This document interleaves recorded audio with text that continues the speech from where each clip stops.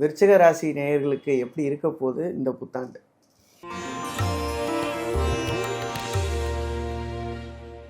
விருச்சிகத்துக்கு எடுத்துட்டோம்னா, நீங்கள் விருச்சிக ராசிக்காரங்கள்ட்ட போயிட்டு இப்போது உங்களுக்கு நேரம் நல்லா இருக்குது அப்படின்னு சொன்னோன்னா, எனக்கா நேரம் நல்லா இருக்குது அப்படின்னு சொல்லுவாங்க. என்னுடைய நண்பர்கள் சில பேர் விருச்சிக ராசியெல்லாம் கேட்கும்போது ரொம்பவே துயரத்தின் உச்சத்தில் தான் இருக்காங்க. பர்சனலாக உங்களுக்கு ஃபேமிலி இஷ்யூஸ் நிறையா விருச்சிகத்தில் பார்த்தேன். இல்லை, காரணம் என்னென்னா, அவங்களுக்கு வந்து இந்த 2014லேருந்து டைம் வந்து சரியாக இல்லை. அப்ராக்சிமேட்டாக ஒரு 12 வருஷம் டைம் வந்து சுத்தமாகவே சரியில்லை. இப்போ தான் நல்ல பீரியடு வந்திருக்கு. இவங்க ராசிக்கு வந்து 9ஆம் இடத்துக்கு குரு வரார். குருவினுடைய ஸ்தானங்கள் ரொம்ப வசத்தியாக நிறைய இடங்களில் சொல்லப்பட்டிருக்கு.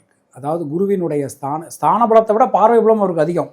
ஆனால் ஸ்தான பலத்தில் இருக்கிறதுலேயே வசந்த ஸ்தானம் 12 ஸ்தானங்களில் 9ஆம் இடம் தான் அவருக்கு இருக்கிறதுலே ரொம்ப ரொம்ப சூப்பர் டூப்பர் அப்படின்னு சொல்லுவாள். ஸோ அப்படி நம்ம பார்க்கும்போது 9க்கு குரு வரார். அது 9ஆம் இடத்துல குரு உச்சமாகும் போது இவங்களுக்கு இன்னும் ரொம்ப பெரிய ஒரு கிஃப்ட்டு கிடைக்கும். தடங்கல்கள் எல்லாமே விலகும், முயற்சிகள் எல்லாமே சாதகமாகும். எந்த விஷயத்திலும் இருக்கக்கூடிய சிக்கல்கள், ஒரு சின்ன சின்ன விஷயத்தில் கூட சிக்கல்கள் இருந்தது. ஒன்றும் இல்லைங்க, ஒருத்தர் வேலைக்கு ரெஃபர் பண்ணுவார், அவரை பார்க்குறதுங்க போங்க, அவர் இருக்க மாட்டார், எங்கேயாவது ஊருக்கு போயிருப்பார். இந்த ஒரு சின்ன எக்ஸாம்பிள். இதை மாதிரி சின்ன சின்ன விஷயங்கள் கூட நிறைய தொந்தரவுகள், அது எல்லாமே இவங்களுக்கு நீங்கிடும். கண்டிப்பாக சுப நிகழ்வுகள் உண்டு.